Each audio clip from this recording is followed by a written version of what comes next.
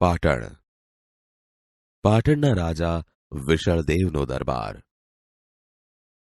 રાજા વિશળદેવ દરબાર ભરીને બેઠા છે, પણ સૌના મોં ઉદાસ છે. આખા એ દરબારમાં જાણે નિરાશાની ઘેરી છાયા ફરી વળેલી છે. રાજાની સામે રાજજોશી ટીપણું પહોળું કરીને બેઠા છે. તે આંગળીના વેઢા પર આંકડા માંડે છે. તે જોશીજી, આ વર્ષે વરસાદ નથી શું?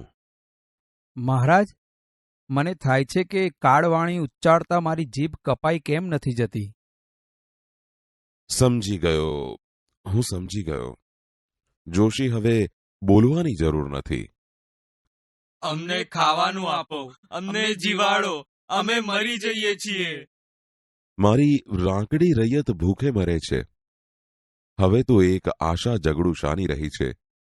પ્રધાનજી એમને તેડી લાવવા કચ્છ ગયા છે. આજકાલમાં આવી જવા જોઈએ. મહારાજ, કચ્છના શાહ સોદાગર શેઠ જગડુ શાહ પધાર્યા છે. પ્રધાનજી પણ સાથે છે. એકદમ એકદમ એમને અંદર લઈ આવ. મહારાજ, પ્રધાનજીએ કહેવડાવ્યું છે કે શેઠ જગડુ શાહ સોદાગર છે. તેમનો સત્કાર કરવા આપ પોતે... સમજો એમના સત્કાર માટે મારે જ સામા જવું જોઈએ. પ્રધાનજીની વાત સાચી છે.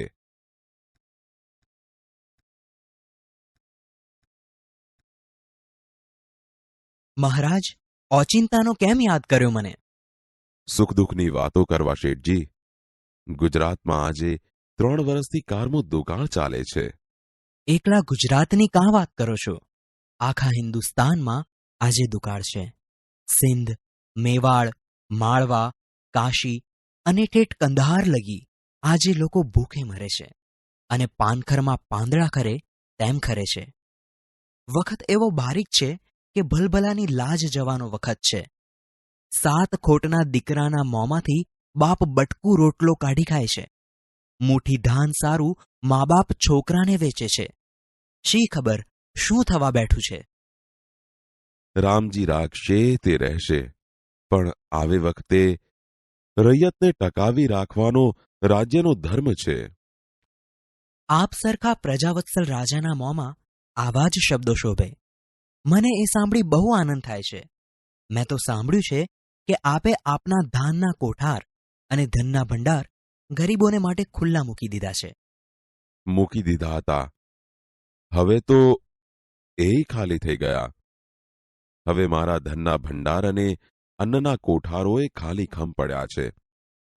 અને રૈયતના પેટનો ખાડો તો હજી ઊણો ને ઊણો જ છે. ધાર્યું તું કે ઓણસાલ વરસાદ આવશે ને સૌ સારાવાના થશે, પણ વરસાદ આવ્યો નહીં. અધૂરામાં પૂરું તીડ પડ્યા. લોકો ત્રાહિમામ પોકારે છે. અમે મરી જઈએ છીએ. અમને જીવાડો, અમને જીવાડો, અમને અનાજ આપો. ભૂખ્યા ગળામાંથી પૂરો અવાજ પણ નીકળતો નથી. વસ્તીનું આ દુઃખ એ મારું દુઃખ છે, પણ નિવારણનો કોઈ રસ્તો મને દેખાયો નહીં. ત્યારે હું મૂંઝાયો. એવી વખતે તમે યાદ આવ્યા. હું યાદ આવ્યો? કેવી રીતે? મારા સાંભળવામાં આવ્યું છે કે પાટણમાં જગડુશાની માલિકીની કેટલીક અનાજની વખારો છે. જગડુશાની માલિકીની અનાજની વખારો? મહારાજ, આપની કંઈક ભૂલ થાય છે. મારી માલિકીની કોઈ અનાજની વખાર મેં પાટણમાં કે કોઈ શહેરમાં રાખી જ નથી. તો અમે સાંભળ્યું એ શું? કંઈક સમજફેર થઈ હશે મહારાજ, કારણ કે વખારો મારી ખરી ને. વખારો આપની છે અને છતાં એ આપની માલિકીની નથી, એમ આપનું કહેવું છે? વાત એમ છે કે વખારો મારી છે એ વિશે કંઈ શંકા નથી. અને એ વખારોમાંનું અનાજ? એ અનાજ મારું નથી. એ અનાજ તમારું નથી? તો શું તમે એ કોઈને દઈ દીધું છે? કોને દીધું, ક્યારે દીધું? હું તમને એના મોં માંગ્યા દામ આપત. એ અનાજ મારું નથી એ નિશ્ચિત છે. મેં કોને દીધું અને ક્યારે દીધું એ જાણવું હોય તો એમ કરો ને, એ વખારો ખોલાવી એની તપાસ કરાવો ને. કેવી રીતે ખબર પડશે? એમ જ ખબર પડશે. દરેકે દરેક વખારની અંદર ભીંત પત્ર પર તાંબા પત્રામાં લેખ લખાવીને જડાવેલો છે. તેમાં એ અનાજના માલિકના નામ ઠામ બધું લખેલું છે. ઠીક છે, ઠીક છે. હું એ માલિકની પાસે જઈને કહીશ કે સુકાળ થયે તને એક એક દાણા સાથે મોતી ગણીને આપીશ, પણ આજે મારી પર આટલી દયા કર. જે રાજાના દિલમાં રૈયતના સુખ દુઃખનો આવો ખ્યાલ છે તેને અનાજ જરૂર મળી રહેશે. મળી રહેશે? કોટવાલજી, જાઓ વખારો ઉઘાડો અને લેખ અહીં લઈ આવો. જેવી આજ્ઞા મહારાજ. મહારાજ, આપે આટલી તકલીફ લેવાની કંઈ જ જરૂર નથી. હમણાં જ મારા માણસો લેખ લઈને અહીં આવશે. મેં ક્યારનાય તેમને ત્યાં મોકલી દીધા છે.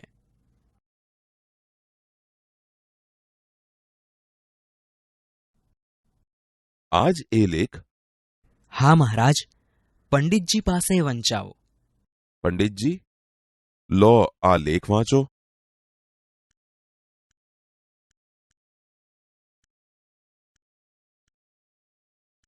મહારાજ, સાંભળો. આમાં લખ્યું છે કે આ વખાર જગડુશાની છે, પણ વખારમાંનું બધું અનાજ એના ભૂખે મરતા ગરીબ ભાઈ ભાંડુઓનું છે. દેશની ભૂખે મરતી વસ્તી આ અનાજની માલિક છે. એના એક દાણા પર પણ જગડુશાનો હક નથી. વાહ જગડુશા વાહ! તમે તો કહેતા હતા કે અનાજ તમારું નથી. તો મારું છે? એ તો ગરીબોનું છે. આ અનાજમાંથી એક દાણો લેવાનો મને હક નથી. મહારાજ, સાંભળો. હવે હું બીજી વખારનો લેખ વાંચું છું. આમાં લખ્યું છે કે આ વખાર જગડુશાની છે, પણ વખારમાંનું બધું અનાજ એના ભૂખે મરતા ગરીબ ભાઈ ભાંડુઓનું છે. દેશની ભૂખે મરતી વસ્તી આ અનાજની માલિક છે. એના એક દાણા પર પણ જગડુશાનો હક નથી. વાહ વાહ વાહ વાહ! હવે ત્રીજી વખારનો આ લેખ સાંભળો. આ વખાર જગડુશાની છે, પણ એના અનાજના એક દાણા પર પણ જગડુશાનો હક નથી. દેશની ભૂખે મરતી વસ્તી આ અનાજની માલિક છે. વાહ વાહ વાહ વાહ! જગડુશાની જય હો! જગડુશાની જય હો! જગડુશા, આવી તમારી કેટલી વખારો છે ગામમાં? 40 હશે મહારાજ. 40 વખારો? ત્યારે તો મારી પ્રજા જીવી ગઈ અને હુંય જીવી ગયો. જ્યાં લગી ગુજરાતમાં તમારા જેવા ઉદાર શ્રેષ્ઠીઓ છે જગડુશા, ત્યાં લગી ગુજરાત રાજ્યને કોઈ આંચ આવવાની નથી. ગુજરાતનો રાજા ઘણું જીવો, ગુજરાતનો શાહ સોદાગર ઘણું જીવો, ગુજરાત રાજ્ય અમર રહો.